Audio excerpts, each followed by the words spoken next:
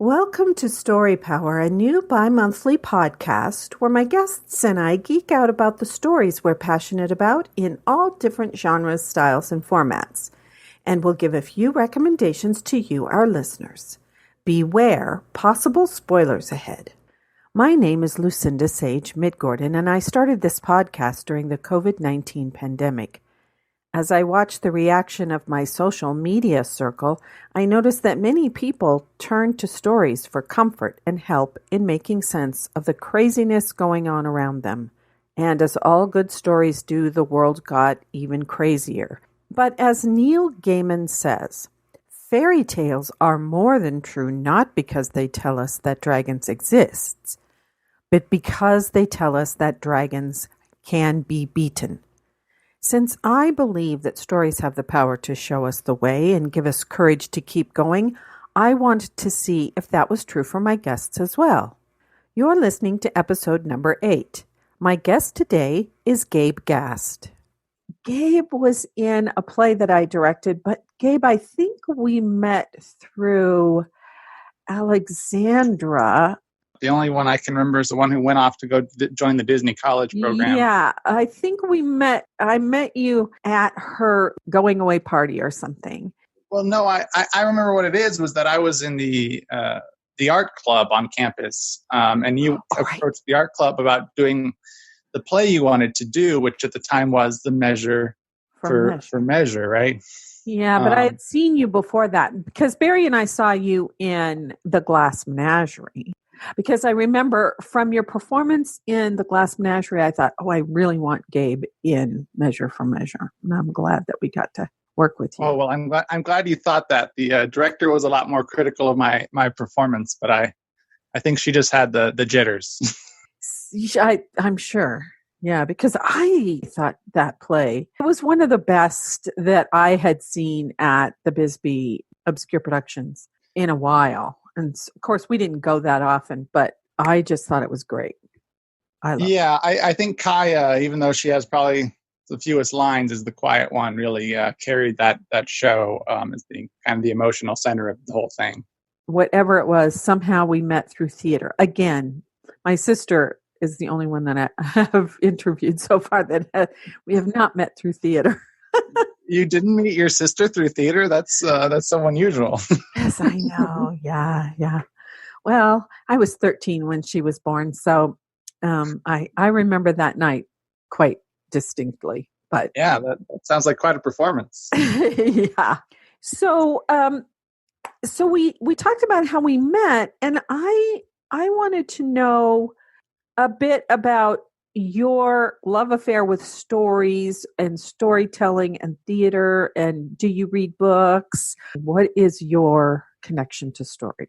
Well, as far as the sort of typical things go, I definitely started off as a really avid reader as a kid, which I think a lot of people had trouble as children interacting with their fellow children probably did. Mm-hmm. It was a lot more direct engaging with a book, I guess, than a person. You could never be quite sure how a person would take you. But even before that, what I wanted to talk about was when you first said storytelling, I thought you meant people who were storytellers, which we don't have a lot of in our current society, of course. Mm-hmm. We have lots of stories, but they're all given to us through these other mediums and not just directly by someone who's standing in front of you or an audience or at your bedside or something. Mm-hmm. And I didn't really realize this till later, but I had an experience which I think is rather unusual these days, in that when I was a kid, my father had the idea, and at this point I was like 6, maybe 7 years old, to tell me and my sister a bedtime story that he himself was going to come up with. I love that. And some of these details I kind of didn't find out till later. Like, he didn't really have a great idea of what he was going to be doing ahead of time. Now, my father is not professionally any kind of like person in storytelling. He doesn't write or is in theater, but he always kind of had in the back of his mind, like I think a lot of people do, that they could someday write a book. Yeah. And I think this was a bit of his way of practicing that out a bit. But the story was definitely aimed towards kids because it was about a child a young boy named Victor Bobadilla. Oh, I love that. Yeah, it's a Hispanic name. We actually didn't live in the United States at the time. My family lived in Honduras when I was growing up for a long time. Oh, wow. The story kind of starts off in a place which is sort of vaguely Central America. And the way it was working, it as a kid, time flows so differently.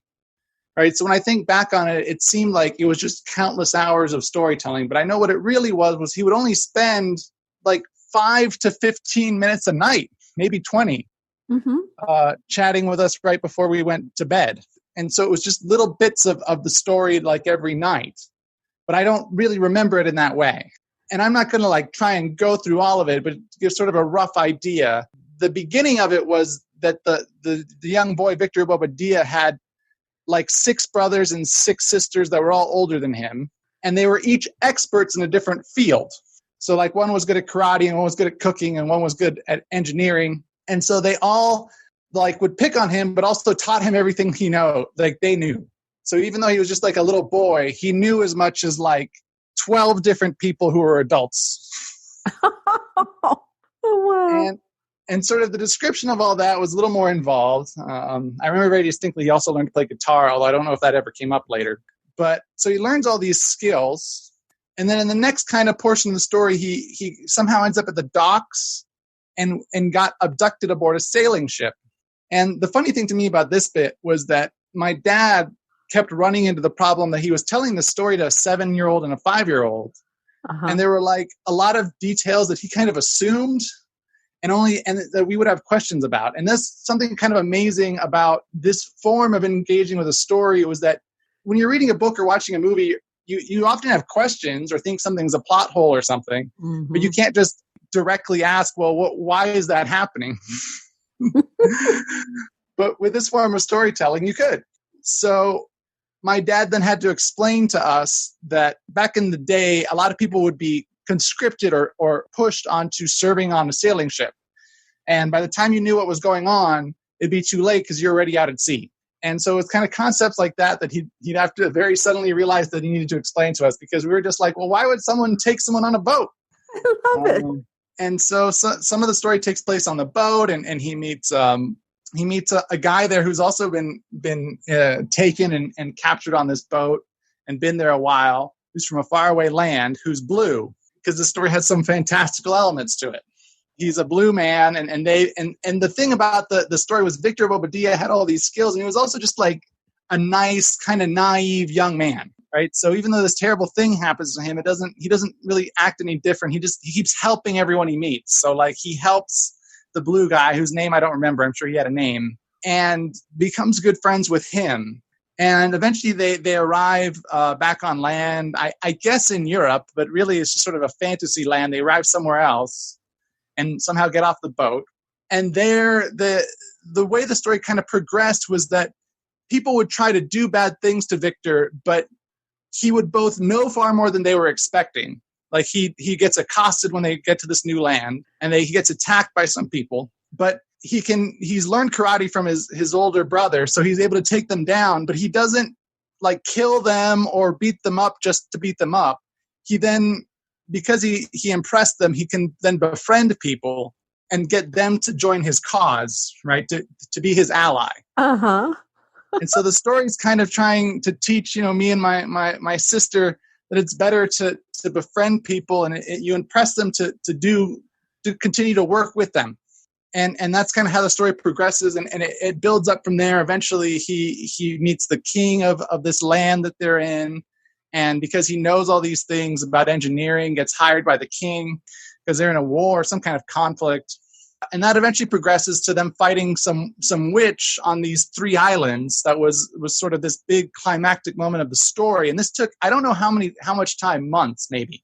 The thing was, eventually, like it petered out because we weren't doing the story every night, right? A lot of times it was just when me and my sister couldn't sleep, or when my dad had extra time. So we weren't telling the story every night. And it took so long, and was just kind of a continuous thing, that eventually we forgot about it. But what I would distinctly remember was, like, over a year later, we were flying in an airplane, and I was looking out the window, and I'm like 8 or 9 years old at this point. And I look out the window, and we're flying over a river, and it's got some islands in it. And I go to my dad and I say, hey, that's some rivers and an island in it, just like in the story of Victor Bobadilla, which is where we'd stopped. We'd stopped the story at a point that matched this thing I was seeing out in the real world. Oh. And reminding my dad of that, we continued the story and got to a conclusion. And we didn't maybe do it for a ton longer after that, but we finished it because of that. And I just found that whole process so engaging as a kid. It wasn't even just that it was like interesting to me in some sort of abstract way. It was very just emotionally and engaging, very, very much builds a strong relationship with my dad. But it's kind of funny to grow up, and I think plenty of parents, of course, spend time with their kids, but I don't think a lot of kids end up having that experience where the parent comes up with a kind of custom story for their kids. And one thing I want to kind of explain was that a lot of details in the story were things that were very much drawn from, oh, well, this is what, me, Gabriel, my sister Tati will recognize or have some clue about, right? So some of it was kind of things we didn't know, but for example, early on in the story, Victor Bobadilla meets this kind of crazy wise man at one point. The character that my dad was kind of talking about was loosely based off this TV show called Beekman's World that I liked as a child. So he could kind of base things off what he knew we would like or what we were aware of. Oh, that's great. Yeah, that kind of storytelling is, I can't imagine a better introduction to storytelling as just a concept than that. That's so cool. I love it. Yeah. I don't know if you have any questions about that or anything else. No, well, I just want to make the comment and say, and I've said this on almost every interview or talk that I've had with people, but my dad had dyslexia, so he didn't read stories to us. And my mom was working, so she was exhausted at the end of the day. But my dad would engage us when we watched television or movies, and we'd talk about them. So any questions that we had or he had, we'd talk about those, about the story, Well, why did this person do this? Well, and so we talk about it. Well, maybe it was because of this, or maybe it was because of this, or maybe, So that's how he engaged with us. He would have, I'm sure, would have loved to have read stories to us, but reading was really difficult for him. He had to teach himself how to read because, in the 1930s and 40s, I'm not sure dyslexia was even diagnosed then. So he had to teach himself. Yeah, well, I can really relate to that. Yeah, it wasn't, my father did that a lot as well when we would watch TV or movies with him and we would talk about what was going on.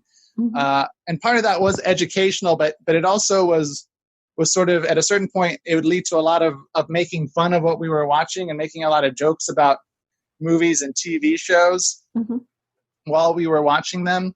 And I eventually came to realize that that's kind of how I expected to watch a lot of things growing up or as an adult. And I've realized that a lot of people don't appreciate when you try to talk during movies. They well, when I was growing up, they only had like 4 television stations and there were commercials. So during the commercials, we could talk. Nowadays, you can't really do that if you're streaming something because there are no commercials. But Barry and I have to remember when we go to see a movie, because we have a DVR. We can pause anything we're watching and make a comment to each other. You can't do that in the movie theater. Well, yeah, but I even have friends who don't like when you do it while you're watching a movie, even if you can pause it. But I remember very distinctly going to a party that was to watch a new TV show that was just about to come out, which at the time was The Walking Dead. Oh, yeah. And I find zombies to be kind of corny generally. So I had a lot of jokes to crack at it, but that was not appreciated by basically anyone else there, who just glared at me. And I learned to shut up. Gabe, you and I would do that too, because, sometimes I see television shows that are coming on like The Walking Dead, which I've never seen. I've never seen any of the iterations of that, because I kind of feel the same way about zombies. But I would do the same thing. I would be making fun of it. Yeah. Well, I think we grew up with that same habit of talking about what was going on with our family. We did. But I wanted to go on that was not the only instance that really stuck in my mind of dealing with a storyteller. I wanted to tell a story about seeing a storyteller again who was not related to me by blood. Oh, good. Which was when I was about somewhere between 11 and 13. My church had a sort of camp thing. I'm not sure where they have camping facilities near here. It might have been on Post actually, and that somewhere around here, one of the canyons, they had some camping facilities, and we stayed there for the night. But one of the activities in the day was to sit for like an hour or so and listen to a professional Native American storyteller. Oh, how cool. And this was long enough ago. I don't remember like what tribe he was from or those details, but it was just sort of a young to middle-aged man who was just very affable. And he told stories that were just like things he grew up with. And the thing about it was I was just totally enthralled by this guy. And a lot of what he was doing bears some resemblance to, say, being a stand-up comedian. It tended to be very strong kind of punchlines to his stories, but they weren't just jokes, right? Right. Like the humor very much came from the whole situation, not really clever wordplay about it or anything like that. And it wasn't just comedic. It was very much getting the audience to relive an experience with him. And yeah, I think he might have told some stories that were kind of passed down native stories, but that's not really what he was talking about. And even though it was like a Christian camp, it wasn't stories really about Christ or anything. It was just about him growing up. And to give an example of the kind of thing, what I remember most clearly was he told a story about riding around in his uncle or somebody's pickup truck in the back in the open bed. Now nowadays, I think almost no one does this with children because it's like considered too dangerous. But like I could relate to that then because that was something my father, who worked out in fields, we did a lot when I was young. I don't know, when you were growing up, I think it was probably a lot more common to ride around in the back. The back. Oh yeah, it was. Yeah, and the story was about that, but it was.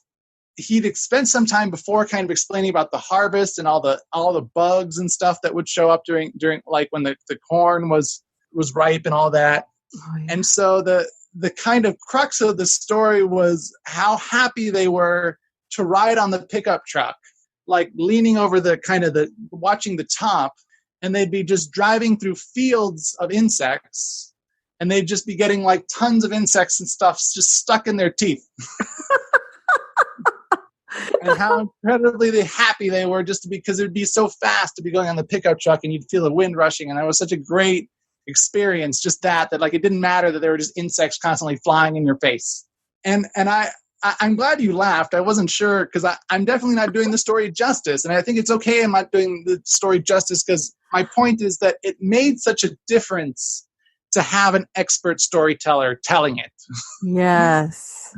Right. And someone who was so full of detail, like I'm struggling to think back on it, but they were just so full of detail and such a clear memory of a moment that for them was further back in time than what I'm talking about is to me now. So I think that really like a strong memory is such and a clear memory is such an important tool for a storyteller.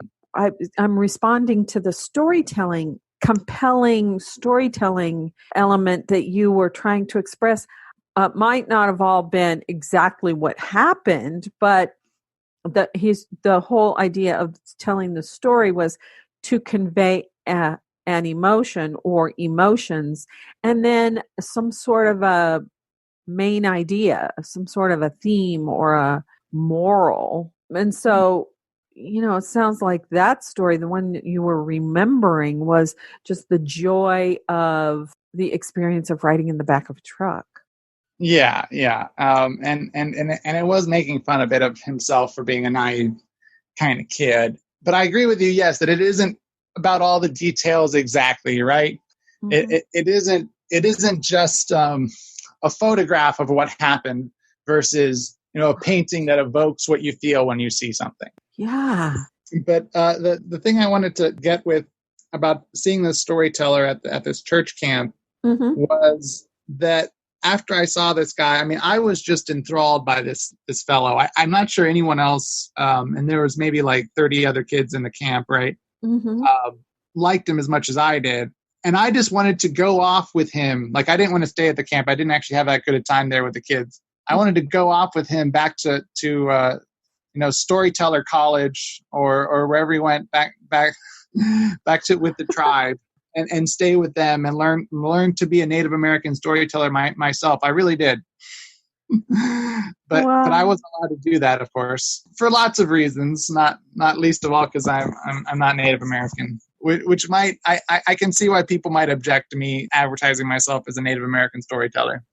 Well, but you could become a storyteller. You could tell your own stories, but yes, learn the techniques of it. I wonder if there's I don't know if it still exists, but I remember that there was like sort of like clown college, a storytelling kind of college. Yes, that I'm sure there is. But it was I'm not even sure I even told anyone, right? It was just sort of an idle thing as a kid, but I really was so taken by the fellow.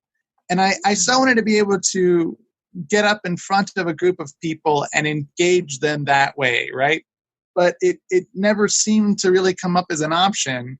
My parents thought I was very shy. And I suppose I was shy, but that wasn't really the same thing as not having anything to say, like I think they assumed. Oh, yes. I totally understand what you're saying because this was several years ago, but it was after we moved here to Arizona. And I was in a group of people and I said that I wanted to be a writer. And somebody said, but if you're a writer, you have to have a lot to say. And I said, oh, I have a lot to say. But I think that they misunderstood that my quietness in the group had nothing to do with being shy or anything. It was just that I was always thinking about what everybody was saying. And I didn't feel like I needed to share that. I understand what you mean. Chris Rock, the comedian, has expressed a very simple or similar sentiment when I've heard him in interviews that he doesn't say the things he's thinking a lot of the times because he's like, you keep that for the stage. That's where the big money is for your thoughts. And he is so funny. Yeah. So he says a lot of people think he's quiet. He doesn't say all the things he's thinking, but he's listening. He points that out. He's like, but I'm listening. Right. I'm thinking about what people are doing. Yeah. Oh, yeah. I mean, in church, I remember in church, the minister would be saying thus and so. And in my head, I'm going, now, wait a minute. I don't believe that. Or, I'm just a kid. So I'm just thinking these things, I never tell anybody that I'm thinking them, but my mind is always going when people are talking. I'm like, I question everything. Of course, that's my dad. I learned that from him. Question everything. Oh, I could see, Gabe, I could see you being a storyteller. That would be really cool. Well, I did get a chance eventually to indulge my desire because when I was 16, a sophomore in high school, you had to take an art like humanities kind of course. It was funny because no one would have expected me to want to take theater, but I really wanted to do it. Mm-hmm. But I was afraid to do it to some extent, but it was what I really wanted to do. So I took theater. Mm-hmm. And, when you started off at kind of the beginning acting classes, a lot of them were sort of, we didn't even really start off so much with simple exercises, just with kind of simple monologues for the first couple of things that we did in the first few weeks. It was really a revelation because even if you're just given a script, I felt like there was so much room to put yourself into it, for one. And then a number of them were things where we got to come up with what we were doing ourselves. Like we had a mime exercise, and I loved kind of coming up with a story being told through the miming, even though I didn't know anything about miming. Mm-hmm. I felt like I could create a story through that. In fact, I remember very distinctly kind of how energized I was by the sort of brainstorming process of that. Like I started off thinking about miming someone using a refrigerator and taking something out of the fridge. And I was kind of working on that for a bit. But then I came up with the idea of taking something from one of my favorite properties, which was the Monty Python and the Holy Grail. And in that film, they mime riding horses. And when that kind of occurred to me while I had this assignment near the beginning of this acting class, that they're miming riding the horses, I'm like, well, why couldn't I mime riding a horse for this class? Mm-hmm. And that's not enough, right? So I built on that. So I mimed what I ended up having my project be was I mimed riding a horse in and being a knight who sees another knight and gets insulted and then ends up fighting this other knight. And that's what I mimed out. But then at the end, I wanted to show that I was celebrating, like my character wins the fight, and I wanted to show my celebration, but I couldn't say anything. So I mimed the Macarena. Oh, I love it. Sort of the creativity of being able to just tell a story that can go in the direction you want. And there was kind of a push and pull between necessity and sort of novelty or creativity to go in an unexpected way. You want the story to be kind of stable enough that it forces you in a certain direction, but then have the freedom to respond in a variety of ways. And I really enjoyed the thought exercise of that. And we had another number of other assignments. And I always really, after that point, I was really hooked on acting, and not even just miming, but acting in general, and just sort of the freedom to decide every response. And I really felt like that was kind of taking that urge to be that storyteller, and that acting is a kind of storytelling for sure. So are you still acting? Are you still planning on doing more acting? I mean, I only did kind of semi-professional acting for a year. Oh, yeah. But Tombstone's a place that's really built on stories. And it's fascinating to watch a place that's constructed that way. So you did get to do some semi-professional acting, and you have been in 2 plays at the college, Measure for Measure and 12th Night, and you were in Glass Menagerie. Have you done any other plays around the area? Yes. Well, I did a number of shows in Bisbee with the same group that did a Glass Menagerie. I did The Mousetrap, Agatha Christie's play. And actually, I feel like I did a few other shows. Actually, shortly after that, that group, Bisbee Obscure Productions, only lasted about a year or so after my last show with them, The Mousetrap. But there were other shows in Bisbee that after I started working, people wanted me to be in. Mm-hmm. And one of them was this show that a person who lived in Bisbee had written called The Yellow Trailer Musical. And I don't remember that. There was only ever one show. Oh. Which is too bad, because not only was it packed and had, people loved it, but it went over very well, yes. But the thing was that the person who originally wrote it didn't think it was going to be a success.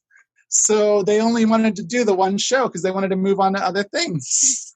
Oh. And so if you're going to get people to commit to something, I tell you, believe in yourself. That's right. Because so many people worked so long it took months of preparation. We had to learn the scripts and just building the sets and all that. But the person who wrote it, and they weren't the only person who kind of made this decision, but they didn't have much faith in it. I could tell. Mm-hmm. And it ended and it did super well. And they're like, well, we need to do it again. But because they hadn't really planned to do it again, people's schedules didn't really allow for that. Right. And, but they could have if we'd sort of prepared better. And I am a little judgmental of that, but I understand why it happened, right? Like that they just didn't think that people were really going to respond, and they didn't want something out there that was going to be a failure, right? They didn't want us to do another show and no one shows up. Yeah. But that was a really great experience, actually, because it was something that was written there. It was written for that town, exactly for that town. It was about gentrification issues that happen in Bisbee. Mm-hmm. Because there's just people from all different walks of life living and moving to Bisbee, which makes the town great, but also can cause some tension. Mm-hmm. And it was a show about that tension. And I thought that was super interesting. It was also super interesting to play a character in a show.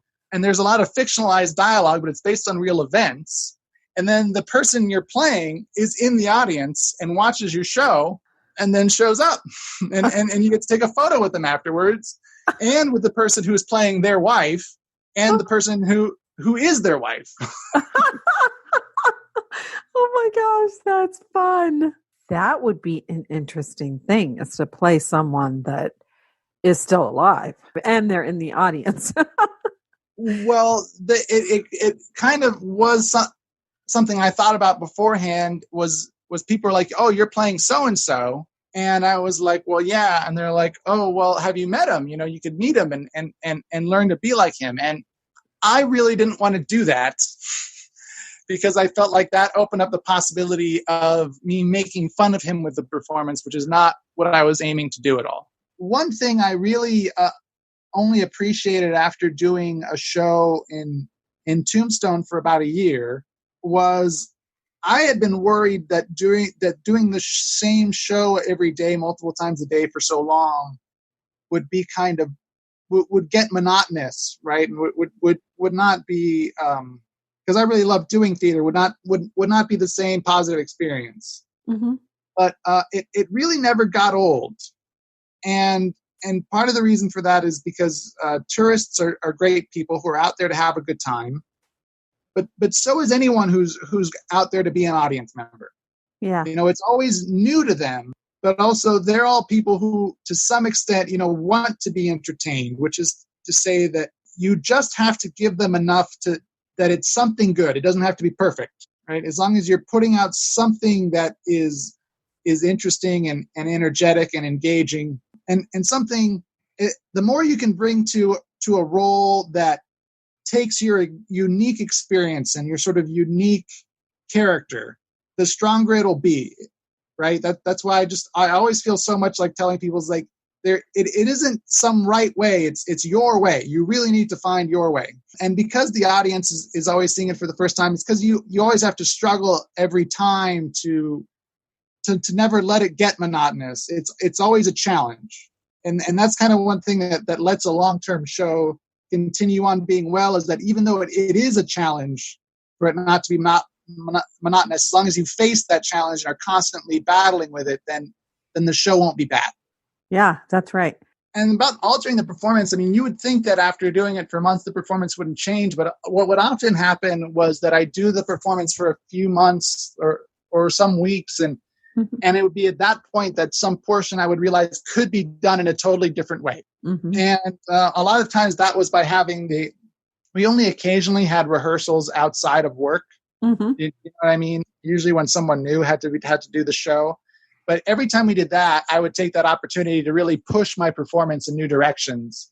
And that didn't necessarily mean that my performance would keep any quality but that's like a method of exploring and doing that. I always would find something new. Even like just trying it, I would always find something new every time.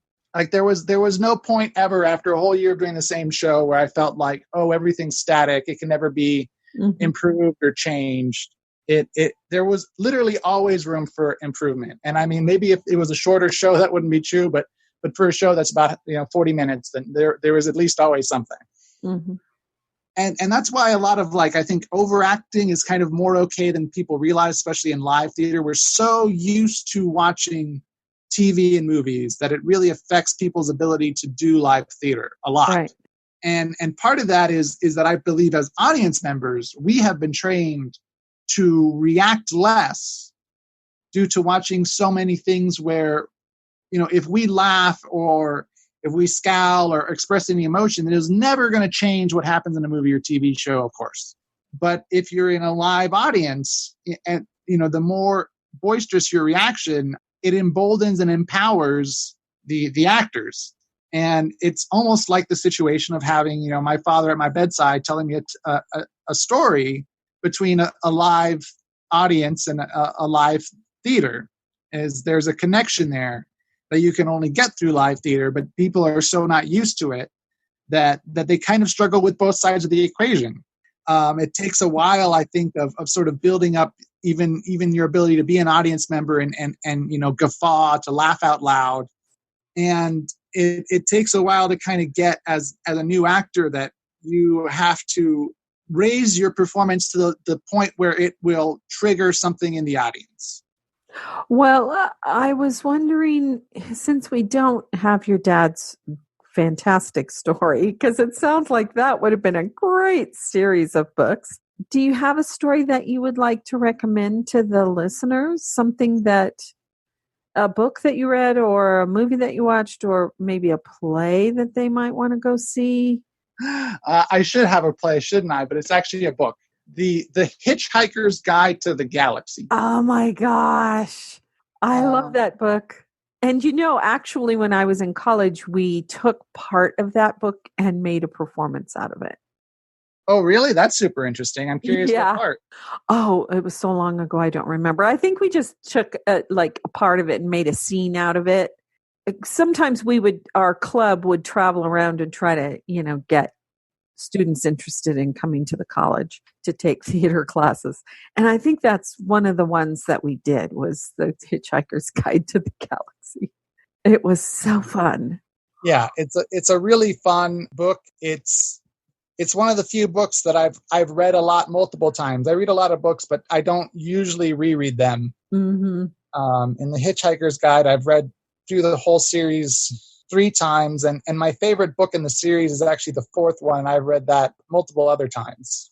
They have made, I don't know if they've made more than one movie, but Martin Freeman was in it. Yeah, that's from like 2005 or 6, Yeah. something like that. Freeman. Which, I mean, it's okay. I don't love the movie. I don't hate it. It has some moments. The biggest issue with the film, I think, is just that the writer Douglas Adams had passed by the Oh, time the movie was really in its sort of final scripting stages. And I'm pretty sure he wrote the original script, but I don't know what changes had to be made, and he wasn't there for that process. yeah. And the movie's made a bit in memory of him. I almost feel like I have to warn people in that, the Hitchhiker's Guide to the Galaxy, you can read just the first book. It's a 5+1 book series, and the first 3 were considered a trilogy for a while, and the story just sort of keeps going from one to the next. And then the 4th one was kind of a big shift, and that one's my favorite. And that one, the character falls in love, and it's because the writer had fallen in love. Oh, And that story is basically a big love story, or it's not even a love story because it isn't written like a lot of romantic comedies where there's kind of this crisis between the characters. It really is just a story about falling in love. That's kind of fascinating in and of itself. uh-huh. But what I find really interesting is what happened afterwards was that at the beginning of the next book, the love interest is sort of out of the picture. And it turns out that that's because that happened in real life. Oh, that's too bad. And so that book is very sad. Oh my gosh, really? The last book is very sad. And what's kind of tragic about that was that was the last Hitchhiker book that the author had written. Mm-hmm. And he wrote it while he was very much in a slump. And he passed before he could finish writing any other books in that series, but not before he found love again and then had a child. Oh, well, that's good. Phew, that makes me feel better. Right. Yes. But he didn't write a book about it again. I think maybe he thought writing a book about love right when you were in it was bad luck. Maybe. But I think I've only read the first book. I haven't read all of them. That is an unusual and fun story. Yeah. Well, I find it interesting. The way he wrote so much of it was clearly very free-flowing in thought, in that he included a lot of extraneous storytelling and details, right? Like whenever I've read about his process, and whenever he would get stuck in the main story of what he was writing about, he would just go off on an aside. Oh. And that's why there are so many crazy side stories where he just kind of describes some entry in the Hitchhiker's Guide to the Galaxy book. Like something I'm not sure that you could pick up on if you only read the first one is that all those asides that he would make. He in later books was able to take story details and like connections and connect them to the asides. Oh. So something he would mention in the first book as being some planet, in a subsequent book they could go there, or some character from some aside could show up, and that was never planned. Right? Like that wasn't something he was trying to do. He wasn't one of these like architectural book writers, as I've heard a term used, the difference between gardeners and architects when writing a book.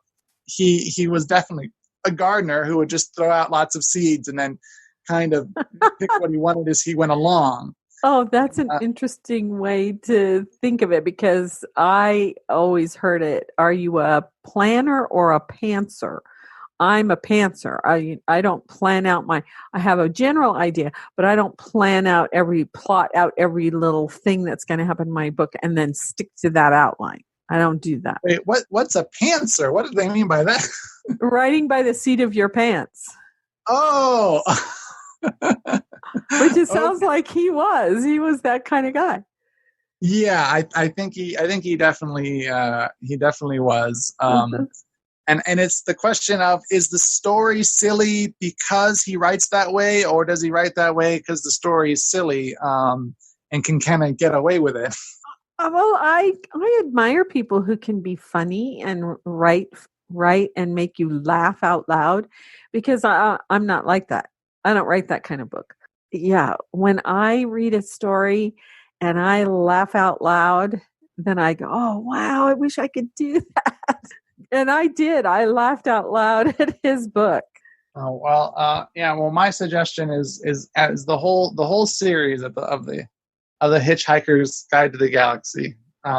Read all which of it. I guess I might have told a spoiler about it earlier in sort of explaining something, but well, that's okay, because I mean it's been out for a really long time. So, well, I mean, I guess, but I never feel that way. I feel like there's things you shouldn't tell people about a story, like if you're trying to get people who haven't encountered the story before to encounter it, you shouldn't let them know in the same breath. I guess you're right. Well, I'm a big fantasy fan, and I would say that, maybe people would classify Hitchhiker's Guide to the Galaxy as a sci-fi, but I classify it as fantasy. I can't really think of anything that is like that. That book is so unique that I would recommend from all my fantasy books that I love. Well, can you make a recommendation to me? What's a good fantasy book? This is historical and fantasy. The woman who wrote it, Naomi Novik is her name. She's a historian. So she wrote this whole series. It's called the Temeraire series. And the first one is called His Majesty's Dragon. And it takes place during the Napoleonic Wars. The very first thing that happens in the first book is a sea captain named Lawrence has captured a French ship, and on the ship is a dragon egg. And so they've transferred the dragon egg to the British ship. And of course, the French ship now is part of the spoils for the war for his crew.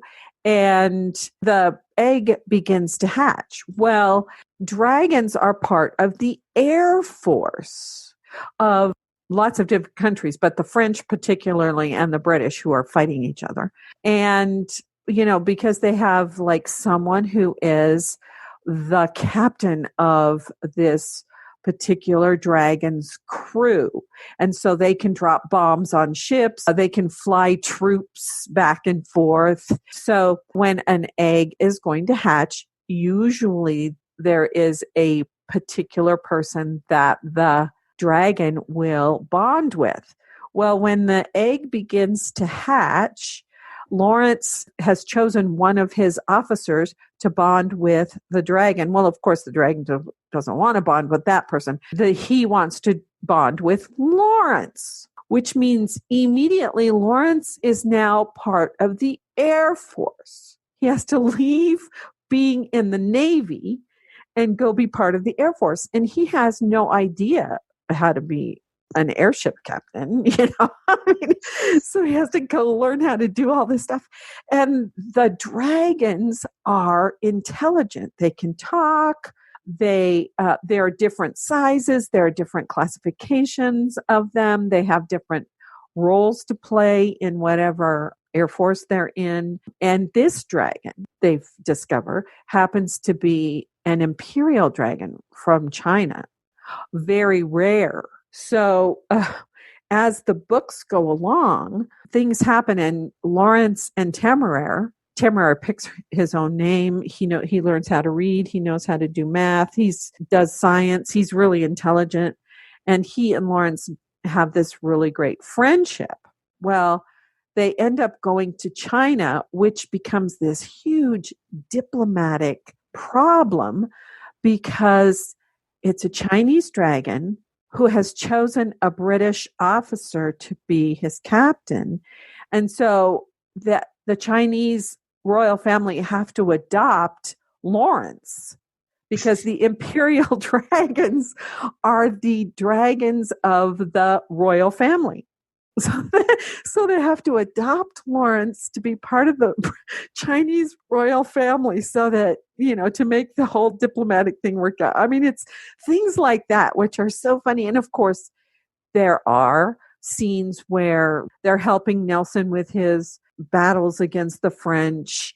And, so there are actual real historical events in the stories, but mostly it's about the relationship between Lawrence and Temeraire and all the adventures that they go on. And one of the things is fighting for the rights of dragons because, they're kind of considered animals in Britain. And so they're trying to fight for their rights. And it's just really interesting. I was just thinking as you were describing that, I was like, oh boy, humankind, if there was an animal that was that smart, we could make some use of it, of course we would conscript them into warfare. Oh yeah.